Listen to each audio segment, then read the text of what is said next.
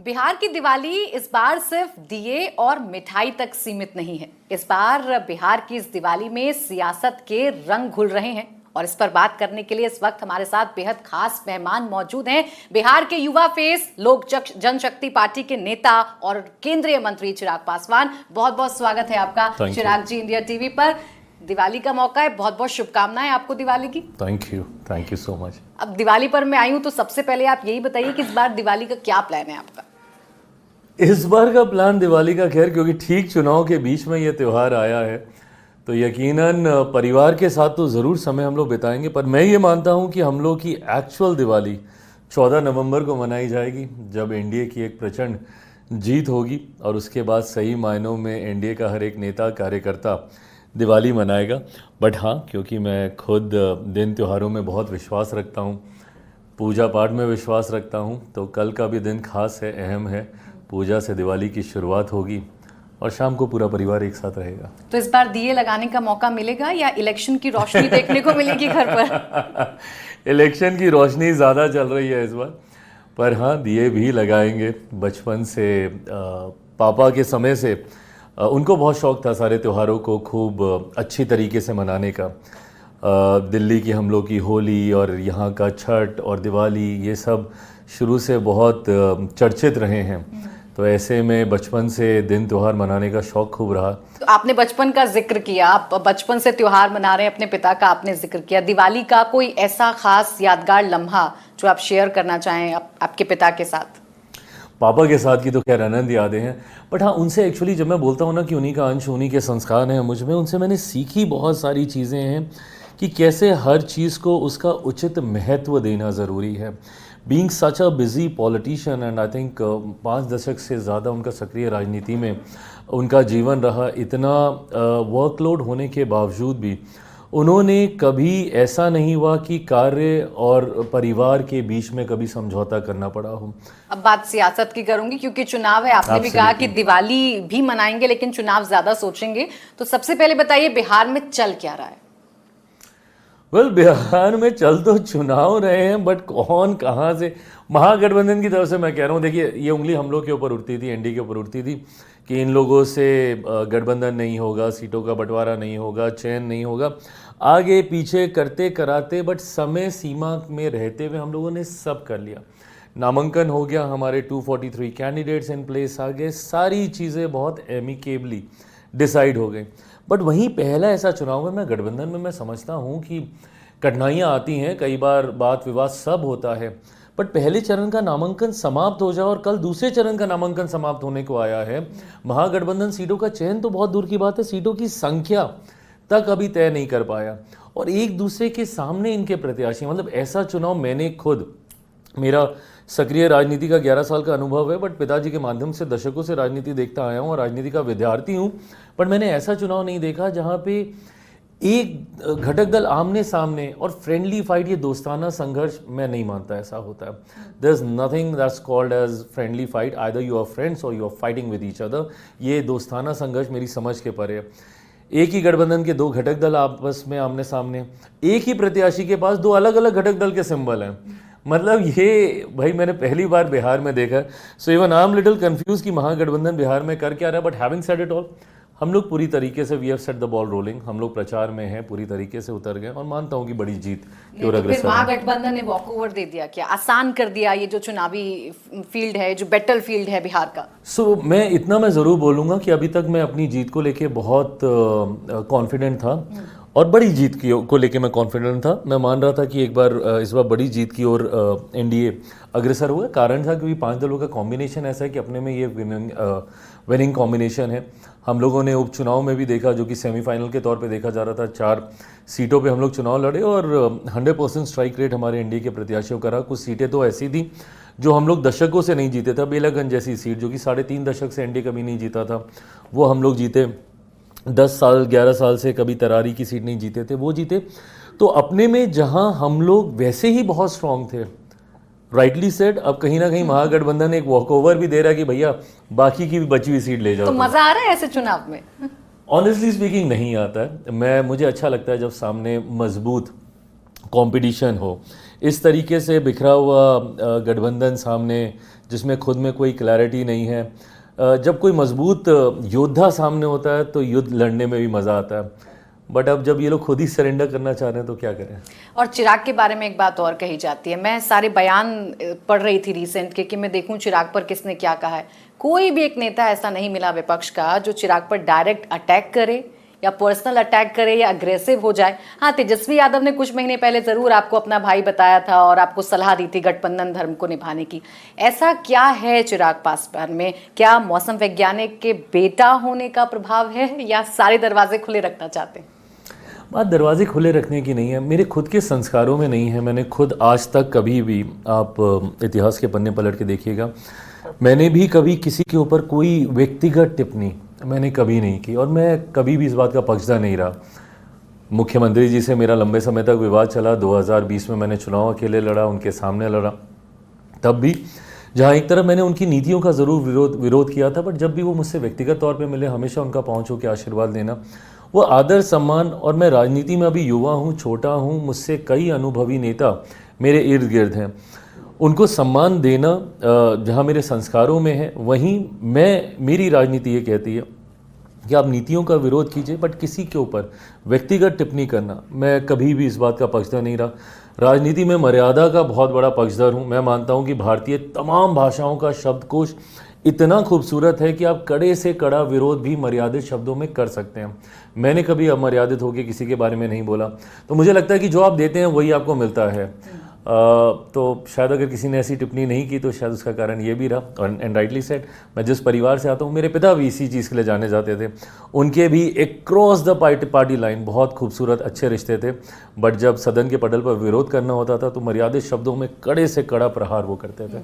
अब देखिए, महागठबंधन में तो अभी सीटों का बंटवारा नहीं हो पा रहा है, लेकिन जब आप लोगों में सीटों का बंटवारा हो रहा था तो सबसे ज्यादा हेडलाइन चिराग पासवान ने बटोरी।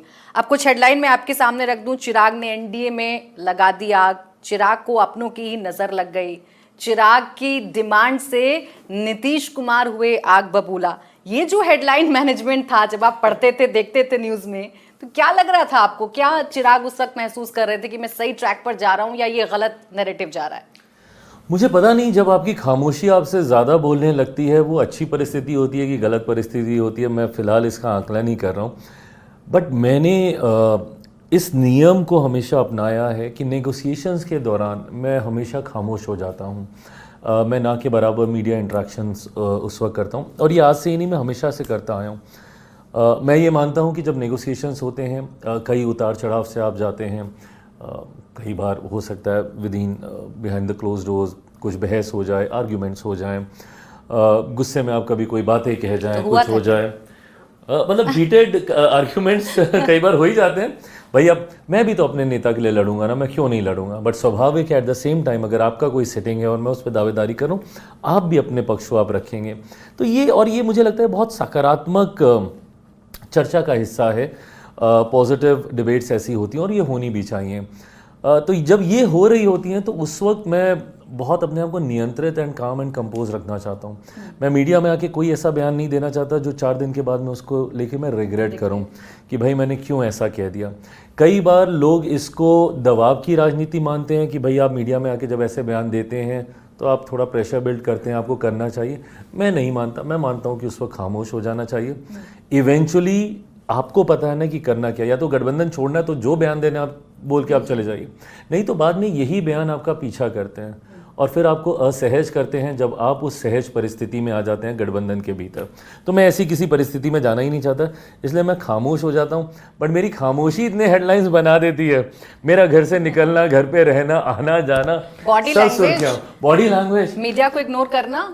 आई नो, मतलब though I have never been a good actor, but now I think इस बार तो मेरी बॉडी लैंग्वेज इतनी रीड की गई है कि अब अगली बार मैं शायद उस पर भी मुझे काम करना पड़ेगा। नहीं, आपने कहा कि भाई बंद कमरे के अंदर बहुत सारी बातें होती हैं, कभी कभी हीटेड आर्ग्यूमेंट भी होते हैं, कभी कभी बहस होती होगी, आप सीटों को लेकर अपनी बात रखते होंगे। सबके जहन में ये प्रश्न है कि क्या हो रहा था एनडीए के अंदर, क्योंकि बहुत सारी खिचड़ी पक रही थी। कभी चिराग के बारे में बात होती थी और जब बात बन गई तो दो आपके प्लेयर मांझी जी और उपेंद्र कुशवाहा, उनकी नाराजगी खुलकर सामने आ रही थी। उस वक्त क्या चल रहा था? मैं ऑनेस्टली आपको बोलूं, चल तो खैर बहुत कुछ रहा था, बट जितना मीडिया में चल रहा था उतना अंदर नहीं चल रहा था। बहुत एमिकेबली ही मैं बोलूँगा सीटों का बंटवारा हो गया। सबसे पहले तो मैं इस बात को लेकर बहुत स्पष्ट था कि मैं कतई नहीं चाहता था कि भारतीय जनता पार्टी और जनता दल यूनाइटेड 100 सीटों से कम पे चुनाव लड़ें। देखिए, हम लोग चुनाव गठबंधन के भीतर नहीं लड़ रहे हैं, हम लोग को बाहर चुनाव लड़ना है। यहाँ पे किसको कितनी सीटें मिल रही हैं नहीं मिल रही हैं वो हार और जीत तय नहीं कर रही है। विधानसभा में किसको कितनी सीटें मिल रही है नहीं मिल रही है वो हार जीत तय करेगी। तो एट द सेम टाइम जब महागठबंधन के घटक दल जब 100-125 से ज़्यादा सीटों पर चुनाव लड़ रहे हैं तो मैं कतई नहीं चाहूँगा कि मेरे प्रधानमंत्री की पार्टी भारतीय जनता पार्टी 100 से कम सीटों पर चुनाव लड़े।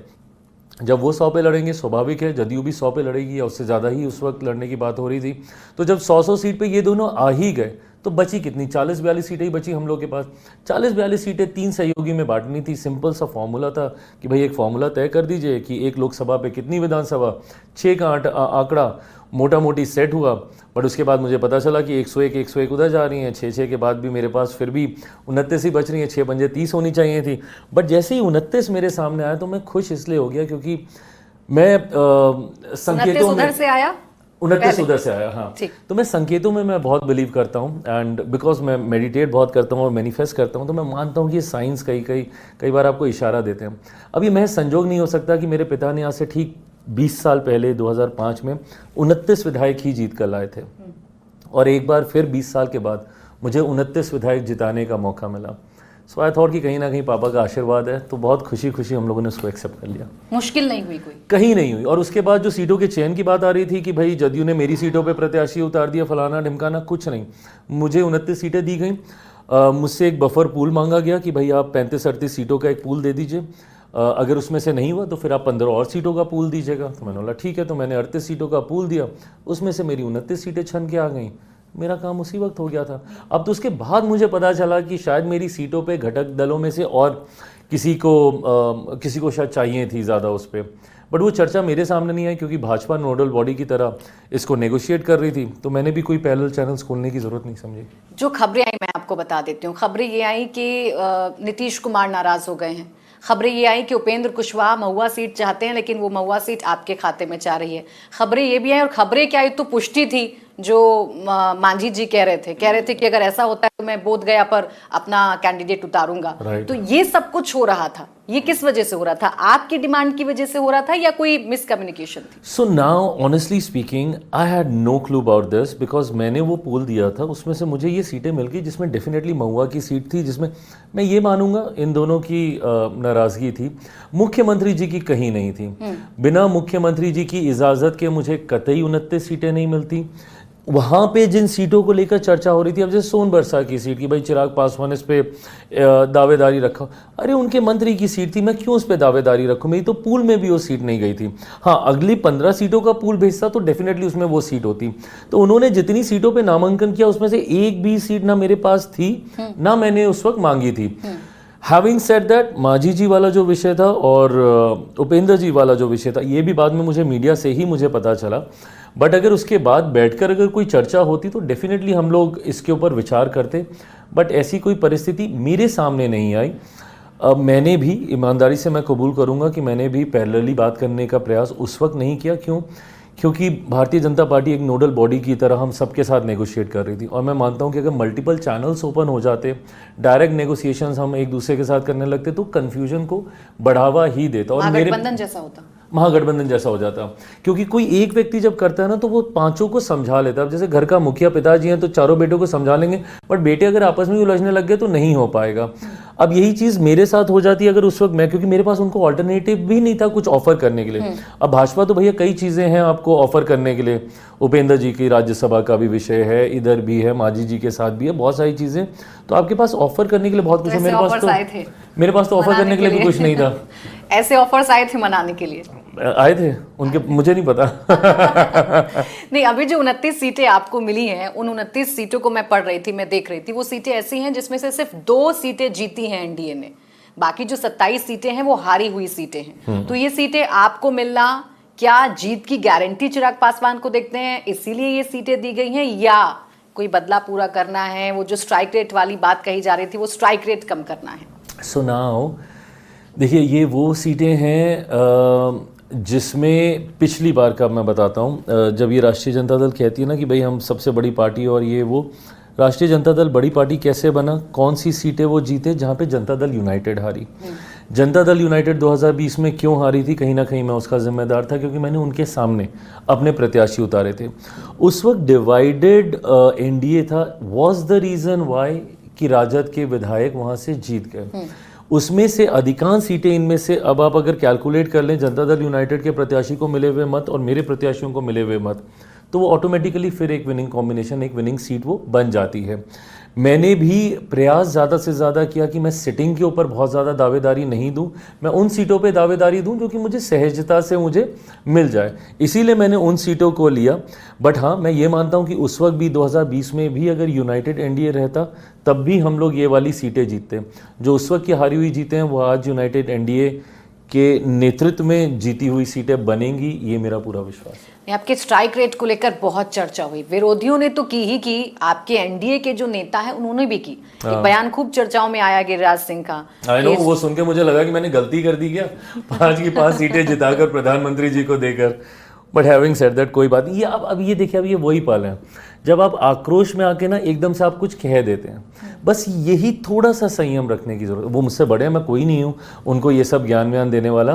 बट अगर आप एक दिन 2 दिन बस संयम रख लें, वो ट्वीट नहीं करते तो मुझसे आज ये सवाल नहीं पूछे जाते।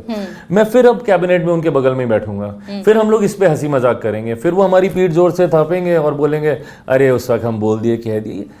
अब वही है ना कि वो क्षणों में वो बात निकल जाती है, बट फिर वो सदियों तक याद रखी जाती है।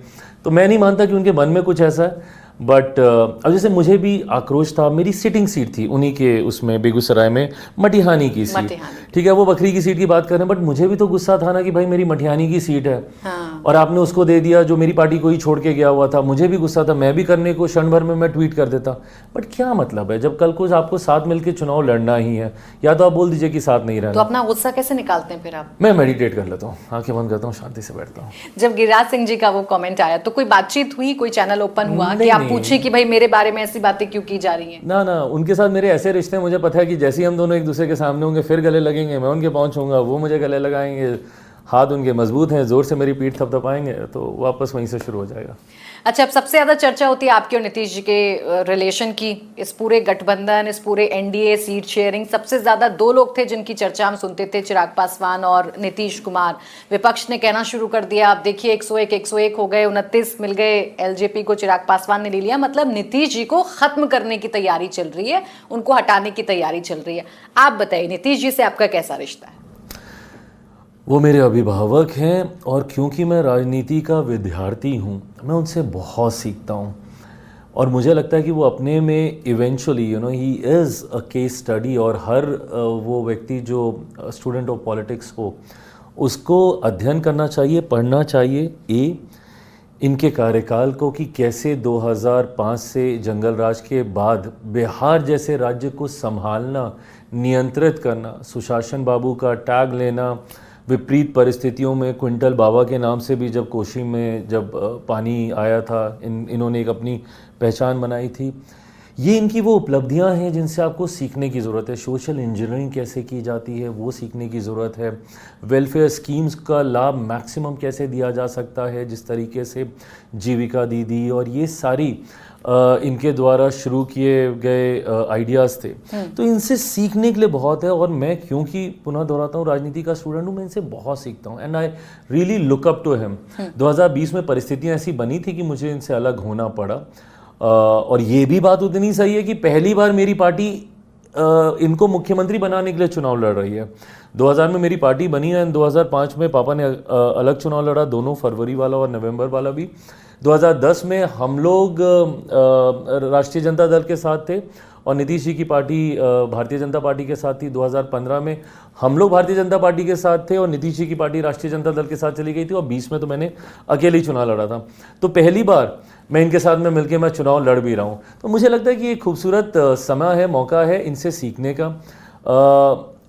Bygones are bygones. मैं किसी हैंगओवर के साथ मैं गठबंधन में मैं नहीं आया हूँ। अगर कुछ ऐसा होता तो मैं शायद गठबंधन में आता ही नहीं। मैं ये मानता हूँ कि अगर आप सहज नहीं है तो आपके पास विकल्प हमेशा रहता है कि आप उस गठबंधन से ऑप्ट आउट कर लें, बट उसी थाली में रह के आप छेद कीजिएगा तो ना लाभ आपको होगा ना किसी और को होगा।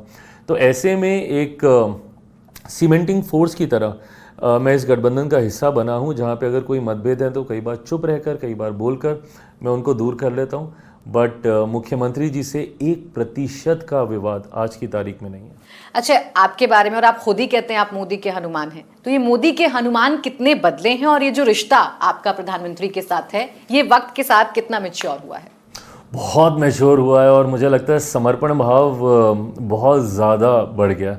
मैं बहुत प्यार करता हूँ मेरे प्रधानमंत्री से, बहुत ज़्यादा करता हूँ। मैंने तो इतना तक, आई डोंट नो कमरे के भीतर की बातें बोलनी चाहिए नहीं बोलनी चाहिए, बट मैंने तो यहाँ भी बोला था कि अगर पीएम साहब बोलेंगे मैं सिर्फ प्रचार करूँगा, मैं नहीं लड़ूंगा किसी सीट पे चुनाव। मैं उनसे इतना प्यार करता हूँ और उन्होंने भी इस रिश्ते को हमेशा निभाया है। जब मैं विपरीत परिस्थितियों से भी गुजर रहा था, देश का एक प्रधानमंत्री, उसको एक ऐसा व्यक्ति याद है जो एक मामूली सा सांसद है, जिसको अपनी ही पार्टी से निकाल दिया गया हो, जिसके अपने ही परिवार में टूट हो गई हो, पर उसको भी हर 6 महीने 5 महीने में फ़ोन करके पूछना कि सब ठीक है, कोई ज़रूरत तो नहीं है कुछ हो। ये आपके बड़े, आपके परिवार के मेरे तो खैर परिवार के लोगों ने भी नहीं किया, शायद आपके पिता ही इस भूमिका में रह सकते हैं। तो मेरे पिता के जाने के बाद उन्होंने सही मायनों में उन्होंने इस भूमिका को निभाया। मुझे याद है जब वो हाजीपुर आए थे अभी लोकसभा चुनाव प्रचार के दौरान, तो बातें करते करते उन्होंने इस बात का जिक्र किया, कुछ बोलते बोलते वो थोड़ा बोल गए थे कि इसको मैंने उसमें देखा था पार्लियामेंट में, फिर बोलते हैं कि सॉरी मैं तू ता करके बोल रहा हूँ क्योंकि मैंने इसको हमेशा बेटे की तरह देखा है, बेटे की तरह माना। ये कहने के लिए ये लाइन नहीं थी, उन्होंने हमेशा इस लाइन को, इन शब्दों को उन्होंने निभाया है। तो इसीलिए उनके साथ का जो रिश्ता है शायद मैं कभी जीवन भर शब्दों में मैं उसको बयान नहीं कर पाऊंगा, but I love him a lot and मेरे लिए वो बहुत मायने रखता है। तो बिहार के लोग क्या अभी भी आपको मोदी का चिराग कहकर पुकारते हैं या फिर अब समय आ गया है बिहार का चिराग बनने के लिए? जब तक मेरे प्रधानमंत्री हैं मैं खुश हूं, मैं जिस भी भूमिका में हूं, उनका आशीर्वाद, उनका संरक्षण मिले और जो जिम्मेदारी वो मुझे देते हैं बस मैं उसको निभा पाऊं, मैं इतना मैं आशीर्वाद मैं ज़रूर चाहूँगा। बहुत विश्वास उन्होंने मुझ पे किया है। आज जब मेरी नाराज़गी की चर्चाएं कभी कभी किसी चैनल पे चलती हैं ना कि क्या चिराग नाराज़ हैं, कई बार मुझे हंसी भी आती, कई बार मुझे दुख भी होता है। आप मुझे बताइए, आज तक मैंने गठबंधन राजनीति के इतिहास में दूसरा शायद ही कोई ऐसा उदाहरण होगा जहाँ पे एक सांसद वाली पार्टी को 5 सीटें दे दी गई हो चुनाव लड़ने के लिए, 5 वाले को 3, 3 वाले को 2 वाले को इवेंचुअली 1 या मर्जर का ऑफर दे दिया जाता है, बट 1 वाले को 5 कभी नहीं हुआ। उसी तरीके से विधानसभा में मेरा तो अब एक भी विधायक नहीं रहा, जो जीता था वो भी पार्टी छोड़ के चला गया, तो 0 विधायक वाली पार्टी को 29 सीटें दे दी जाती हों चुनाव लड़ने के लिए। तो जब गठबंधन, आपके प्रधानमंत्री आप पे इतना विश्वास कर रहे हैं, उसके बाद भी अगर आप नाराज हों या दुखी हों तो आपसे बड़ा नाशुक्रा और कोई नहीं होगा। आपका विपक्ष युवा चेहरे को सीएम बनाने की बात कर रहा है, आपका विपक्ष दलित चेहरे को सीएम बनाने की बात कर रहा है, और चिराग पासवान के लिए तो दोनों पैमाने बड़े सटीक बैठते हैं। तो एनडीए से क्यों नहीं कभी ऐसी मांग हो रही कि दलित सीएम होना चाहिए या युवा चेहरा सीएम के तौर पर होना चाहिए? बिहार आज जिस दौर से गुजर रहा है, प्राथमिकता बिहार को संभाल कर उस पायदान पर लेके जाने की है जहां पे बनिस्बत कई और राज्य पहुंच चुके हैं, और वहां से उस प्रतिस्पर्धा में लेके जाने की, बिहार को फर्स्ट, जो मेरा नारा है, और बिहारियों को फर्स्ट बनाने की, वहां तक लेके जाने के लिए मैं मानता हूं कि अभी अनुभव की भी बहुत ज़्यादा ज़रूरत है। एक लंबे समय के बाद बिहार को डबल इंजन सरकार का मौका मिला है, जहां पे केंद्र की तर्ज में बिहार में भी सरकार है। मैं मानता हूं कि बिहार के पिछड़ेपन का सबसे बड़ा कारण ये विरोधाभास की सरकारें रही हैं। अब 2000 का ही दशक देखिए, केंद्र में यूपीए की सरकार होती थी, बिहार में एनडीए की सरकार। जैसे ही केंद्र में 2014 में एनडीए की सरकार आई तो 2015 में बिहार में महागठबंधन की सरकार आ गई। विरोधाभास के, और एक दौर तो उससे पहले का ऐसा था जहां 27 साल निरंतरता में केंद्र में कोई और सरकार, राज्य में कोई और सरकार। ऐसे में होता क्या कि केंद्र सरकार की योजनाएं राज्य सरकार धरातल पे नहीं उतरने देती, राज्य सरकार की परियोजनाओं को केंद्र सरकार स्वीकृति नहीं देती। इस विरोधाभास में उस राज्य का नुकसान होता है। पिछले 1 साल में हम सब बिहारियों ने अनुभव किया, 11 बार मेरे प्रधानमंत्री बिहार आए हैं, लाखों करोड़ों की सौगात लेकर आए हैं। उन्होंने इस सौगात को ना सिर्फ बिहारियों के लिए समर्पित किया, ना सिर्फ उसका शुभारंभ किया, बल्कि उसका उद्घाटन भी किया, उसको समर्पित करके गए। तो ऐसे में ये डबल इंजन की सरकार का खूबसूरत मौका परिस्थिति एक बार फिर बिहार को मिली है। उत्तर प्रदेश इसका उदाहरण है कि कैसे डबल इंजन की सरकार राज्य को विकसित करती है। तो मैं मानता हूं कि ये मौका है, सुनहरा मौका है। अब इस मौके का लाभ अनुभवी चेहरा ही उठा सकता है, जो मुख्यमंत्री जी का है। तो उस अनुभव का लाभ हम लोग अगले 5 साल जरूर लेना चाहेंगे। तो कितना और अनुभव चिराग को चाहिए मुख्यमंत्री के चेहरे के लिए? माझी जी कहते हैं मुझे अनुभव की बहुत कमी है। धीरे धीरे आ जाएगा वो भी।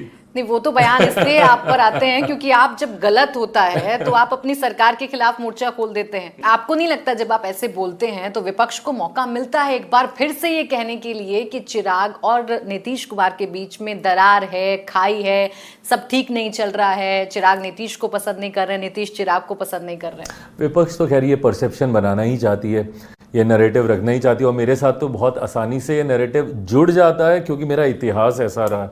2020 की परछाई मेरा पीछा छोड़ती नहीं है। तो उनको लगता है कि अगर ये ऐसा कह रहा है इसका मतलब अभी भी कोई दरार है। बट कतई उसके पीछे की मंशा ये नहीं है और ये गठबंधन को ठीक से कन्वे हो जाता है। इसलिए गठबंधन के भीतर कभी इस बात को लेके कोई परेशानी अभी तक तो नहीं हुई। तेजस्वी ये कहते हैं ना कि जब आप दें, सरकार पूरा खजाना खोल देती है चुनाव से ठीक पहले, बड़ी बड़ी घोषणाएं, जो भत्ते मिलते थे उनको बढ़ा दिया जाता है, महिलाओं के खाते में 10-10 हज़ार रुपए चले जाते हैं कि जब आप दें तो आपसे हिसाब कोई ना मांगे कि आप कहां से दे रहे हैं। और हम जब नौकरी की बात करें तो आप पीछे पीछे घूमने लगते हैं, कैसे देंगे, रोड मैप बताइए। ऐसा क्यों? क्योंकि जब हम लोग देते हैं तो सरकार पूरा उसका आकलन करके, प्रदेश के पास एक वित्त विभाग है और उसमें पूरी चर्चा होती है, पूरी कैबिनेट के पास वो प्रस्ताव जाता है। ये किसी एसी कमरे में बैठ के बनाई हुई ये सोच नहीं है। तो ऐसे ही आइडियाज राहुल गांधी बिहार के लिए लेकर आने की कोशिश कर रहे थे। उन्होंने घूम घूम कर सबको बताया, हर एक बिहारी को ये जागरूक किया उन्होंने कि भाई चेक कर लीजिए वोटर लिस्ट में आपका नाम है कि नहीं है, आप चेक कर लीजिए आप वोट डाल पाएंगे या नहीं डाल पाएंगे। तो आप उन्होंने कहा कि वो पॉलिटिकल टूरिज्म करने आ जाते हैं। No but good you reminded me, where is he these days? वो है कहाँ आजकल? क्योंकि उनको बहुत बिहार और बिहारियों की चिंता थी, होनी भी चाहिए, ज़रूर होनी चाहिए, क्योंकि बहुत लंबे समय तक उनकी सरकार बिहार में रही थी। आज जब हम बिहार के पिछड़ेपन की जब हम चर्चा करते हैं तो उसमें उनकी सरकार का भी बहुत बड़ा योगदान रहा है। बट जितनी चिंता उन्होंने एसआईआर को लेकर और दिनों दिन यहाँ पे बिता दिए थे और धूप गर्मी में घूम रहे थे और उसके बाद ही इज़ जस्ट वैनिश। पता भी नहीं कि वो कहाँ गए, कहाँ हैं, क्या कर रहे हैं।